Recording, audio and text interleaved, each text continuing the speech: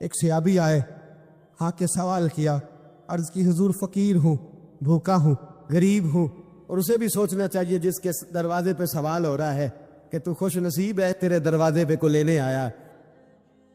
حضور میں بھکاری ہوں، میرے حبیب کریم صلی اللہ علیہ وسلم وہ محبوب کہ جن کے دروازے سے کبھی کوئی خالی گیا ہی نہیں۔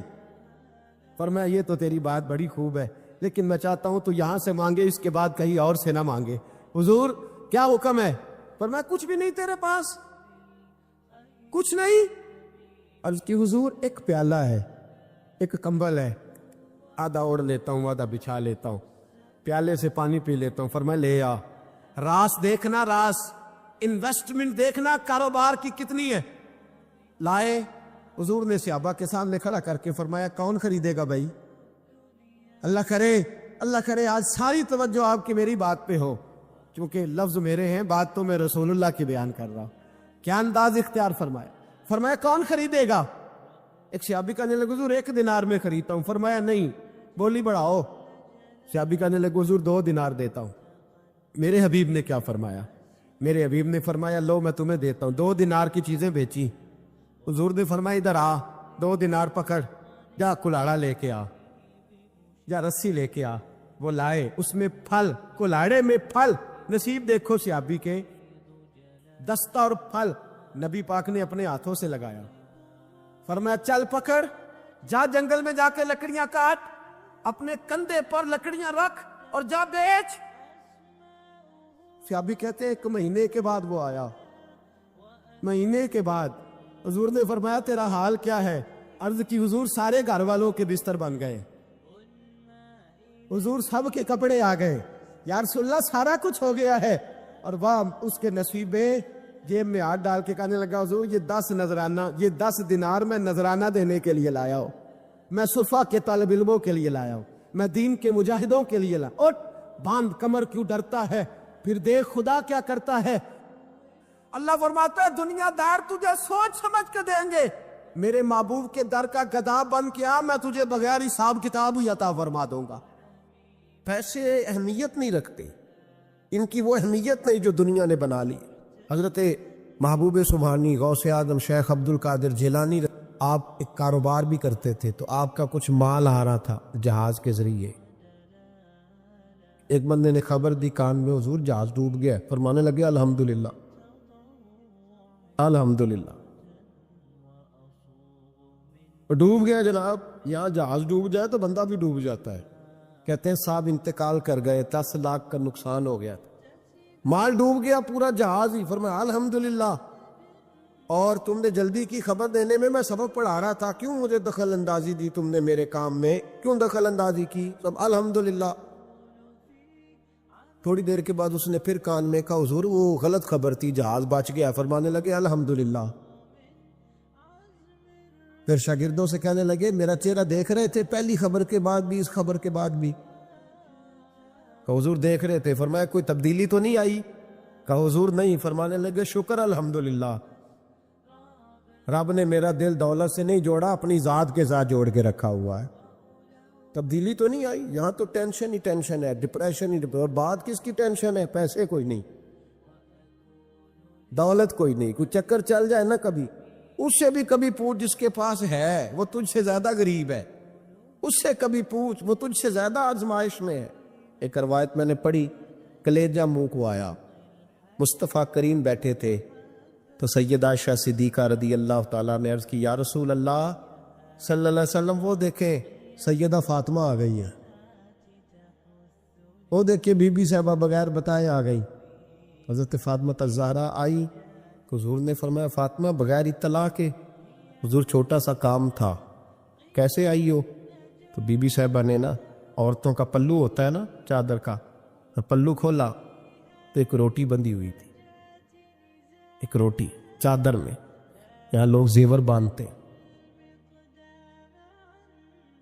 دولت باندھتے، ایک روٹی حضرت فاطمہ نے پلو میں باندھی، کھول کے پیش کی۔ کہ بیٹے یہ کیا ہے؟ کہ ابا جی کئی دنوں سے گھر میں روٹی نہیں پکی تھی، آج علی کچھ جون لائے تھے، پیسے ہیں، چند روٹیاں بنی ہیں۔ تو بچوں نے تو کھا لیا، تو میرے سامنے بھی ایک روٹی آئی تھی، میں نے لقمہ توڑا ہے تو مجھے خیال آیا پتہ نہیں مصطفیٰ نے کھایا ہے کہ نہیں کھایا، پتہ نہیں حضور نے روٹی کھائی ہے کہ نہیں، میں لے کے حاضر ہو گئی ہوں، مہربانی فرمائے۔ تو فرمایا بیٹے بیٹھ جا۔ حضرت فاطمہ بھی بیٹھ گئی، سیدہ عائشہ کہتی حضور بھی بیٹھ گئے۔ فرمایا فاطمہ کتنے دنوں سے نہیں کھایا؟ عرض کی حضور 3 دن سے۔ فرمایا بیٹے میں نے 5 دن سے نہیں کھایا، آ جا، دونوں باپ بیٹی مل کے کھاتے۔ روٹی 2 حصوں میں حضور نے بانٹی، فرمایا چل آدھی تو کھا آدھی میں کھاتا ہوں۔ حضرت فاطمہ نے لک توڑ کے منہ میں رکھا، تو رو پڑی، حضور 5 دن سے نہیں کھائی۔ میں بیٹے چپ کر، ہمارا دنیا سے کیا تعلق، ایک پل رہ گیا ہے، بس اللہ پھر جنت کی ساری نعمتیں عطا فرما، رونے والی بات ہی نہیں ہے اس میں، بس ہمارا کیا تعلق، ایک پل ہے، پھر مالک بڑا کچھ عطا کرے گا۔ حضرت علی شیر خدا رضی اللہ تعالیٰ عنہ کوفے کے چوک میں کھڑے تھے تو کہہ رہے تھے یار میرے نہ طامت پرانی ہو گئی ہے، یہ میں نے زرہ بیچنی ہے، کوئی بندہ مجھ سے خرید لو تاکہ میں نئی طامت لے لوں۔ تو ایک بندہ کان میں کہنے لگا حضور طامت کے پیسے بھی نہیں، فرمانے لگے پیسوں کو چھوڑ، علی کا سینہ دیکھ اللہ نے ایمان کی دولت سے بھرا ہوا ہے۔ فرمایا ضرورت نہیں تھی، اب ذرا احساس ہوا ہے کہ زیادہ ہی پھٹ گیا ہے، پردہ نہیں صحیح طرح پورا کرتا، تو میں نے کہا چلو زرہ بیچ کے نیا لے لے، ضرورت نہیں، مزاج نہیں، طبیعت نہیں، انہوں نے ماحول نہیں بنایا، ہمارے تو حد ہو گئی، اتنا بری حالت ہے کہ ناقابل برداشت۔ حضرت عمر فاروق رضی اللہ تعالیٰ عنہ صحابہ نے مسجد نبوی میں بیٹھ کے میٹنگ کی۔ عمر کی تنخواہ بڑی تھوڑی ہے مال غنیمت میں سے، اب تو عمر کے پوتے بھی ہیں، نواسے بھی ہیں، رشتہ داریاں بھی ہیں، تعلق بڑھ گئے ہیں، اور عمر فاروق بوڑھے بھی ہو گئے۔ میٹنگ ہوئی مسجد میں، اس طرح کریں کہ عمر کا کچھ تھوڑا سا نا مشاعرہ، کچھ تنخواہ، کچھ خدمت، کچھ وظیفہ بڑھا دے۔ بات طے ہو گئی، جب مکمل ہو گئی تو کہنے لگے یہ بتاؤ شیر سے بات کس نے کرنی ہے، ادھر جائے گا کون، پہلے اس کا نام تو بتاؤ، وہاں جائے گا کون؟ تو انہوں نے کہا یہ تو ہم نے سوچا ہی نہیں، بات تو بڑی تگڑی ہے، عمر سے کون بات کرے گا، یہاں جتنا مرضی تگڑا پیر ہو آپ نذرانہ لے کے جائے مسئلہ ہی کوئی نہیں، ابھی کسی کو کہنا پڑا ہے، کہتے ہیں جناب کون بات کرے گا؟ تو ایک صحابی کہنے لگے کہ حضرت عمر رضی اللہ تعالیٰ عنہ کی جو صاحبزادی ہے نا حضرت حفصہ رضی اللہ تعالیٰ عنہ، وہ ام المومنین بھی ہیں، حضور علیہ السلام کی زوجہ ہیں، مومنوں کی ماں ہے، ان سے کہتے ہیں، اور ان کے والد بھی ہیں۔ تو حضرت حفصہ سے کہا تو جناب حفصہ چل کے گئیں حضرت عمر کے پاس، جا کے کہا ابا جی ایک بات کرنی تھی۔ انہوں نے کہا بیٹے کرو، تو ان کو بھی پتا تھا نا جاہو جلال کا۔ کہنے لگے ابا جی مسجد نبوی میں صحابہ کی میٹنگ ہوئی ہے، ایک ہی محلے میں ایک ہی شہر میں لوگ رہتے ہیں تو ایک دوسروں کی خرچوں کا ضروریات کا پتہ ہے۔ کہتی ہے میں نے پس منظر سارا کر کے بات کی، میں نے کہا سب کو پتہ ہے کہ آپ کے خرچے بڑے بڑھ گئے ہیں، تو مجھے نا انہوں نے حضور کی زوجہ سمجھ کے، قابل احترام سمجھ کے میری ذمہ لگایا ہے کہ تھوڑے سے پیسے آپ کے بڑھانے ہیں۔ تو حضرت عمر فاروق رضی اللہ تعالیٰ عنہ کی صاحبزادی کہتے ہیں عمر کو اتنا جلال آیا کہ اٹھ کے کھڑے ہو گئے، کہنے لگے حفصہ ان لوگوں کے نام بتا، میں انہیں دروں سے ماروں گا اور اس طرح ماروں گا کہ ان کی کمر پہ نشان پڑے، ان کی کمروں پہ نشان پڑے، اس انداز میں درے ماروں گا کہ مجھے زخم نظر آئے۔ کہا ابا جی اتنا جلال کس بات کا، سادی سی بات ہے۔ تو سیدنا عمر فاروق رو پڑے، کہنے لگے سادی سی بات ہے، میرے لیے مسجد نبوی میں بیٹھ کر میٹنگ ہوتی رہی کہ عمر کو دولت دینی ہے، لوگوں نے یہ مجھے سمجھ لیا ہے، مسجد نبوی میں بیٹھ کر میرے لیے یہ میٹنگ ہوتی رہی کہ عمر کو پیسے دینے ہیں، اس کو دولت کے ساتھ ہم نے نواز رہے، مسجد نبوی میں میرے لیے کس کو یہ جرت ہوئی؟ فرمایا حفصہ کاش کہ تو میرے پاس پیغام لے کے نہ آتی، کوئی اور آتا اور پھر میں اسے دروں سے مارتا۔ حضرت حفصہ کہتی ہے میں خاموش ہوئی تو میری طرف دیکھ کے فرمانے لگے بتا نا، تو نبی پاک کے گھر میں رہتی تھی، میرے مصطفیٰ کا طریقہ کیا تھا، کرنا بات، اس طریقے پہ میرے ساتھ گفتگو کر. تو حضرت حفصہ کہتی میں رو پڑی. میں نے کہا ابا جی غلطی ہو گئی، آئندہ نہیں کروں گی. بھائی معیار بنایا ہوا تھا. آپ یقین کریں ہمارے تعلقات آپ شادی پہ دیکھ لیں، جو غریب رشتہ دار ہے اسے کون بنانے جاتا ہے؟ لیکن ساری برادری کٹھی اس کے دروازے پہ بیٹھی ہے، جس نے آنا ہے تو کچھ لے کے آنا ہے. ہر چیز دولت میں تلے گی. معیار ہی دولت بن گیا ہے، مقصود ہی دولت بن گیا ہے. اس پیسے نے، اس دنیا داری نے، دنیا دار پجاری زردے کتے اندھے گل ٹلی ہو. اتنا سخت رویہ لوگوں نے اپنا لیا، رشتوں کا تقدس نہیں رہا. ایک مجلس میں نے ایسا رنگ بھی دیکھا، ایک ایسا شخص جسے میں ذاتی طور پہ جانتا ہوں کہ عالم بھی ہے، پرہیزگار بھی ہے، نیک بھی ہے، وہ بھی بیٹھا تھا اور اس کے ساتھ ایک سیٹھ بھی بیٹھا تھا. لیکن جو لوگوں کا عقیدت کا رشتہ اس درویش کے ساتھ ہونا چاہیے تھا وہ سیٹھ کے ساتھ تھا. تو میں غور کر رہا تھا کہ یار قوم کا ذہن کس طرح کا ہو گیا. صرف اس کے ہاتھ میں پیسے، دولت مند ہے، اس آدمی کی درویشی بھی گئی، علم بھی گیا، تقوی بھی گیا، صرف پیسے نہیں ہے اس کے پاس تو وہ کونے میں لگا ہوا ہے اور اس سے لوگ بچ بچ کے سلام. اور میں کہا کرتا ہوں عقیدت کا پتہ چلتا ہی تب ہے جب اجتماع ہوتا ہے. اکیلے درویش بیٹھے ہیں تو سب جھک کے سلام لیتے ہیں، اور جب وہ 2 MNA کے بیچ، 3 MPA کے بیچ، 5-7 سیٹھوں کے بیچ بیٹھے گا پھر تیری عقیدت کا پتہ چلے گا. پھر پتہ چلے گا تیرا اللہ کے بندے سے رشتہ کس طرح کا ہے اور دولت کے بندے کے ساتھ رشتہ کس طرح. ہمارے رویوں کے اندر یہ فرق ہے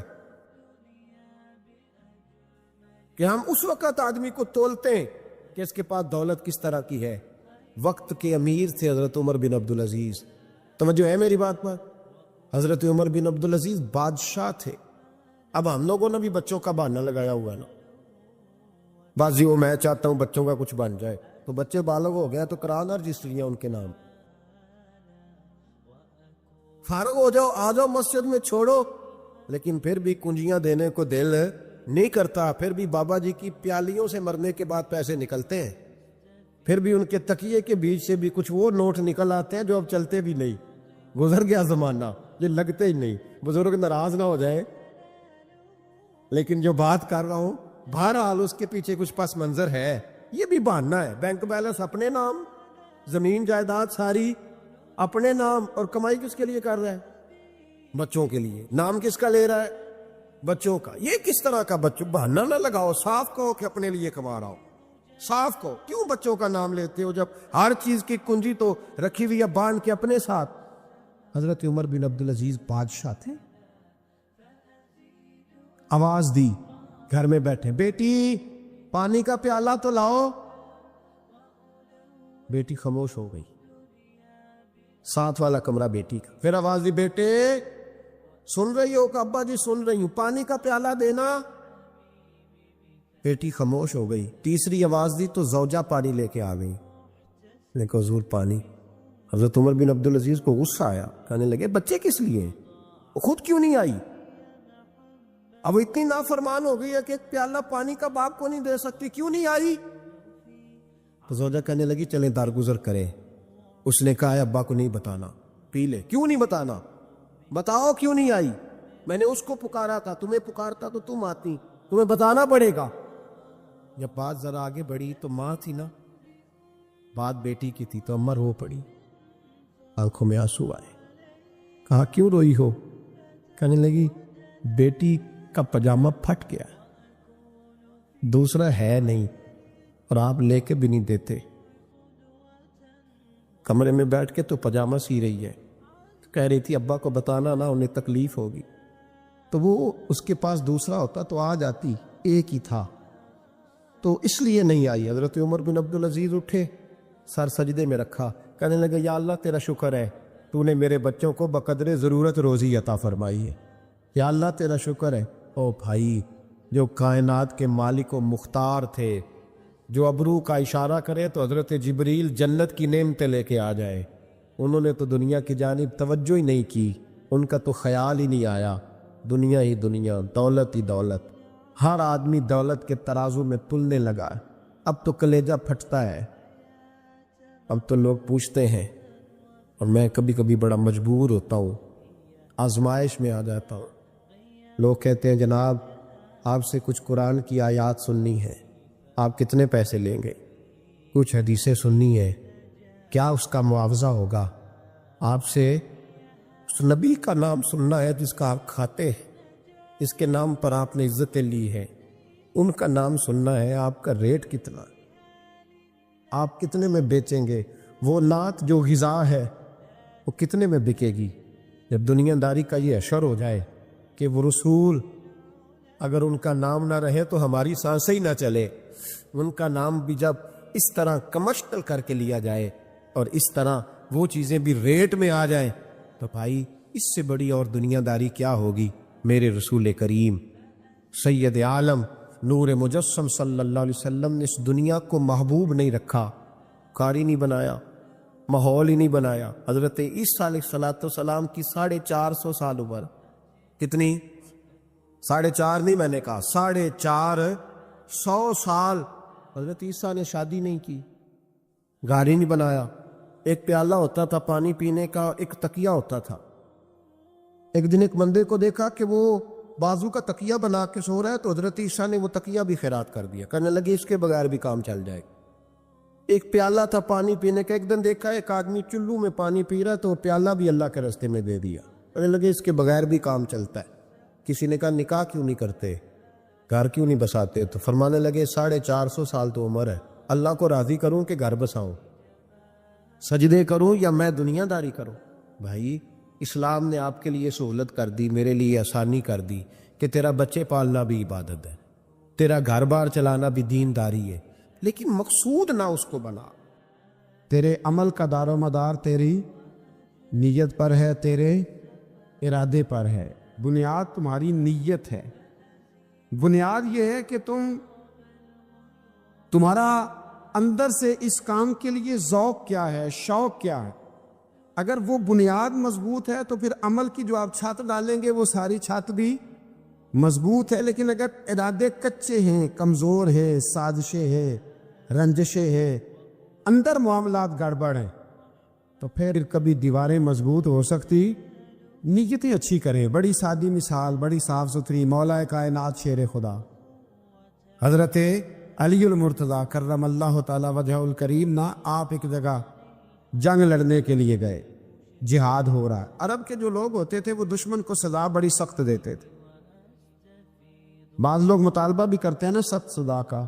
ہمارا سرائکی کا ایک شاعر ہے، وہ کہا کرتا ہے دے تانگی ساڑھی زندگی تو تے دے سخت سزا تیری جان چھوٹے، ساکو مارنا شاکر قسطاں وچ یک لخت مکھا تیری جان چھوٹے۔ عرب کے لوگ نا سخت سزا دیتے تھے، سخت، وہ اذیت دیتے، کبھی انگلی کاٹ دیتے، کبھی ہاتھ کاٹ دیتے۔ مختار سقفی نے جب امام علی مقام رضی اللہ تعالیٰ عنہ کے قاتلوں کو قتل کیا تو زیادہ تر کی گردنیں نہیں کاٹی تھی، بلکہ اس نے ہاتھ پیر کاٹ کے لوگوں کو جنگلوں میں پھینک دیا تھا، تڑپ تڑپ کے لوگ مر گئے۔ اسلام اس اذیت کا قائل ہے۔ اہل عرب اذیت دیتے تھے، بلکہ دشمن جب نڈھال ہو کے گر جاتا تھا نا تو اس پر گھوڑے دوڑا دیتے تھے، گھوڑے دوڑ جاتے تھے اس پر، لاشیں مسک کر دیتے، ناک کان آنکھیں نکال ڈالتے تھے، ٹکڑے کرتے تھے وجود کے، اذیت دیتے تھے۔ تو جب کوئی آدمی کسی کے نرگے میں آ جاتا تھا نا، قابو میں آتا تھا، تو اس کی خواہش ہوتی تھی کہ میں مارنے والے کو غصہ دلاؤں تاکہ مجھے جلدی مار دے، اذیت نہ دے، تکلیف نہ دے، مجھے جلدی مار ڈالے، جلدی قتل کر ڈالے۔ یہ ان کا مزاج ہوتا تھا، رویہ ہوتا تھا۔ حضرت مولا علی شیر خدا کرم اللہ تعالی وجہ الکریم دشمن پر غالب آ گئے۔ جب غالب ہوئے تو اس نے معاذ اللہ حضرت علی پر تھوک دیا۔ کافر تھا، اس کا ارادہ یہ تھا کہ میں حضرت علی کو غصہ دلاتا ہوں تاکہ یہ مجھے جلدی مار دے، لیکن اسے نہیں پتا تھا یہ علی ہے، اسے نہیں خبر تھی کہ یہ جو خمیر ہے نا، ان کی تربیت مدینے والے محبوب نے فرمائی ہے۔ یہاں جو چمک دمک ہے اس کا رنگ ساری دنیا سے نرالا ہے، انوکھا ہے، شاندار ہے، وزادار ہے، کمال ہے۔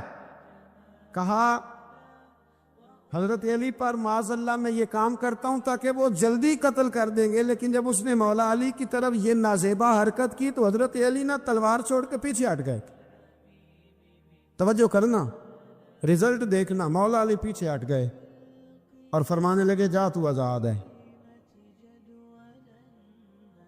وہ کہنے لگا میں آزاد ہوں، کس طرح، کیسے؟ تو حضرت علی فرمانے لگے میرا تیرا ذاتی جھگڑا تو کوئی نہیں نا، نہ تو نے میری زمین پہ قبضہ کیا، نہ میرا مال لوٹا، نہ میری عزت پر ہاتھ ڈالا، میرا تیرا جھگڑا اللہ کی رضا کے لیے، خالص اس لیے کہ تو اللہ کی نافرمانی کر رہا، خالصتاً اس لیے تیرا اور میرا یہ جھگڑا ہے۔ باقی جہاں تک تعلق اس بات کا ہے کہ اب تو نے میری ذات شامل کر دی، اب تو نے مجھے تکلیف دے دی، اب تو نے مجھے اذیت میں مبتلا کر دیا، تو حضرت مولا علی شیر خدا فرمانے لگے اب ذات آ گئی ہے میری بیچ میں، اب میری ذات بیچ میں آ گئی ہے، اب اگر میں تجھے قتل کروں گا تو لگے گا میں نے اپنے ذاتی غصے میں قتل کیا، لہٰذا اب معاملہ یہ ہے کہ میں تجھے آزاد کرتا ہوں، اب تو چھٹی کر سکتا ہے، جا سکتا ہے، دوبارہ کبھی میرے ہاتھ آئے گی تو دیکھی جائے گی۔ مولا کائنات نے اسے چھوڑ دیا، لیکن وہ حضرت علی کا غلام بن گیا، وہ غلام بن گیا۔ کہنے لگا علی اب سمجھ آئی ہے کہ دین کتنا شاندار ہے، دین کتنا اعلیٰ ہے، دین کی قدریں کتنی پاکیزہ اور کتنی حسین ہے اور کتنا منور ہے محبوب کریم کا دین، آپ مجھے کلمہ ہی پڑھا دیں۔ گویا جو بندہ تلوار سے فتح نہ ہو سکا وہ مولا علی کے خلوص سے فتح ہو گیا، حضرت علی کے خلوص سے، للہیت سے، اللہ کے ساتھ جو ان کا رشتہ تھا اس رشتے کی برکت سے وہ آدمی فتح ہو گیا۔ میرے بھائی ہمارے معاملات کے اندر للہیت ختم ہوتی جا رہی ہے، خلوص نہیں رہا، کرامتیں ہیں، کہانیاں ہیں، داستانیں ہیں، الزامات ہیں، جھوٹ ہے، فریب ہے، فراڈ ہے، بڑا کچھ ہے۔ اگر نہیں ہے تو خلوص نہیں ہے، اگر نہیں ہے تو ہمارا اللہ اور اس کے رسول کے ساتھ رضا والا معاملہ نہیں ہے۔ کسی چیز کو اس کی حقیقت کی بجائے ہم تصورات کی دنیا میں جا کے، خیالات توہمات اور افواہوں کی دنیا میں جا کے اس کو قبول کرتے ہیں۔ یاد رکھو جن لوگوں کی زندگیاں اللہ کی رضا کے لیے تھیں وہ لوگ بڑے اچھے تھے، بڑے خوش بخت تھے، بڑے خوش نصیب تھے، انہیں بدر کے میدان میں گردنیں کٹانے میں بھی بڑا ہی مزہ آیا تھا انہیں۔ آپ دیکھیں نا احد کے میدان میں جانے دینے میں بھی انہیں بڑا مزہ آیا۔ جب آدمی میں خلوص ہوتا ہے تو اس کے لیے جان قربان کرنا بھی آسان ہو جاتا ہے، لیکن جب خلوص نہیں ہوتا پھر گفتگو ہوتی ہے، پھر باتیں ہوتی ہیں، پھر داستانیں ہوتی ہیں، پھر کہانیاں ہوتی ہیں، پھر لب و لہجہ ہوتا ہے، پھر منصوبہ سازی ہوتی ہے، پھر ہیلے بہانے، پھر سورے کبرے جوڑ کے لوگ کہانیاں اور داستانیں بناتے ہیں۔ خلوص اور للہیت کے ساتھ اللہ کی بارگاہ میں جھکے، عبادتوں کا، ریاضتوں کا، تلاوتوں کا جتنا اللہ ہمیں موقع دیتا ہے اس میں خلوص شامل کرنے کی کوشش کریں، للہیت شامل کرنے کی کوشش کریں، اللہ کی رضا شامل کرنے کی کوشش کریں۔ میرے نبی رحمت صلی اللہ تعالی علیہ وسلم نا حضرت معاذ ابن جبل کو جب یمن کے لیے روانہ کرنے لگے تو رسول پاک علیہ السلام نے بڑی نصیحتیں فرمائیں۔ ان نصیحتوں میں درد بڑا تھا، کیوں؟ اس لیے کہ حضور نے انہیں بتلایا تھا کہ جب تم واپس آؤ گے تو میری تمہاری ملاقات نہیں ہوگی، تم میری قبر سے گزرو گے، اکھاں جدوں مٹیاں زمانہ مینوں روے گا، اپنا تے اپنا بیگانہ مینوں روے گا، جدوں نہ میں دسیا میں خاراں نوں میں خانے وچ، جان ٹوٹ جان گے تے میں خانہ مینوں روے گا، کئی لک لک رون گے تے کئی بک بک رون، گلیاں دا اجانا تے سیانا مینوں روے گا۔ اور کیا خوبصورت بات انہوں نے کہی تھی، مجھے بڑی پسند ہے۔ کہنے لگے بے قدراں کچھ قدر نہ جاتی، او کیتی خوب تسلی ہو، اے دنیا دار پجاری زرد کتیاں دے گل ٹلی ہو، بک بک روسن اکھیاں تکیو ویکھ حویلی کلی ہو، تے کوچ نصیر اساں جدوں کیتی پھر پہ جانی تھر تھلی ہو، کوچ نصیر اساں جدوں کیتی پھر پہ جانی، پھر کمال ہو جائے گی، بعد مرن دے مکھڑا میرا ہو جاوے جے تازہ، پھر سمجھ لینا محبوب میرے نے آن پڑے ہے جنازہ۔ حضرت معاذ ابن جبل رضی اللہ تعالیٰ عنہ سے حضور نے فرمایا معاذ جب تم واپس گزرو گے نا تو میری قبر کے پاس سے گزرو گے، ملاقات نہیں ہوگی۔ تو وہ جو نصیحتیں تھی نا اس موقع پر جب آپ گویا کسی سے آخری ملاقات کر رہے ہوتے، ان نصیحتوں کے اندر جو حسن ہوتا ہے، کمال ہوتا ہے، وہ تو جاتے جاتے کی بات لے سجنا سا توڑ نہیں پائی جان ہی دیتی راہ تیرے، وہ جو جاتے جاتے کی گفتگو ہوتی ہے، وہ جو انداز ہوتا ہے بڑا کمال ہوتا ہے، اور اس کی گہرائی اور گہرائی کو وہ سمجھ سکتا ہے جس کو وہ لمحے میسر آتے، جو اس وقت اس مقام پہ کھڑا ہوتا ہے۔ حضرت معاذ ابن جبل رضی اللہ تعالیٰ عنہ تڑپ کے روئے، کہا حضور کیا فرما رہے ہیں؟ حضور کوئی خاص نصیحت؟ تو نبی پاک نے بڑا کچھ فرمایا، ایک جملہ حضور نے یہ کہا معاذ عمل جتنا بھی کرنا خلوص کے ساتھ کرنا، اور محبوب نے فرمایا تیرا خلوص کے ساتھ کیا ہوا تھوڑا عمل بھی رب کی بارگاہ میں زیادہ بنا کے تیرے لیے ذریعہ نجات بن جائے گا۔ جتنا بھی کرنا خلوص کے ساتھ کرنا، بولیے خلوص کے ساتھ کرنا، للہیت کے ساتھ کرنا، اس کے اندر کوئی کمزوری نہ آنے پائے، للہیت کے ساتھ، خلوص کے ساتھ، رواداری کے ساتھ، پیار کے ساتھ کرنا۔ میرے بھائیوں، یہ سمجھنے کا مقام ہوتا ہے کہ جب ہم اللہ اور اس کے رسول صلی اللہ علیہ وسلم کی رضا کے لیے کوئی عمل کرتے ہیں تو اس کا بھی ہمارے دل کو پتہ ہوتا ہے، اور جب اندر ریاکاریاں ہوتی ہیں تو ہمارے دل کو اس کا بھی پتہ ہوتا ہے۔ ہمیں دونوں باتوں کی خبر اب ہمیں خود سوچنا ہے، ہمیں خود فکر کرنی ہے، غور کرنا ہے کہ ہمارا انداز۔ ایک بزرگ تھے امام غزالی نے لکھا ہے، انہوں نے 7 سال پورے پانچوں نمازیں جماعت کے ساتھ پڑھی اور پہلی صف میں تکبیر اولیٰ کے ساتھ پڑھی۔ 7 دن نہیں پوری پڑھی جاتی پانچوں نمازیں پہلی صف میں پہلی تکبیر کے ساتھ۔ 7 پہلی صف میں تکبیر اولیٰ کہتا ہے امام نے اللہ اکبر کہا پہلی تکبیر میں، تو ہم نے بھی ساتھ ہی اللہ۔ پہلی صف میں 7 سال تک پانچوں نمازیں تکبیر اولیٰ سے بہت بڑا کارنامہ ہے، بہت بڑی بات ہے۔ مطلب بندہ یہاں سے اٹھ کے آتے ہیں، وضو کرتے، کوئی معاملہ آ گیا، کوئی مطلب اس کو حاجت ہو گئی استنجا وضو کی، تو وہ ٹائم نکل جاتا ہے، کئی دفعہ ایسے ہوتا ہے۔ 7 سال پورے نماز پڑھی، تو کہتے ہیں 7 سال کے بعد نا ایک دن 8واں سال لگا ہوا تھا، تو بزرگ فرماتے ہیں میں ذرا لیٹ ہو گیا، تکبیر اولیٰ تو مل گئی پر پہلی صف نہ ملی، تیسری صف میں جگہ ملی۔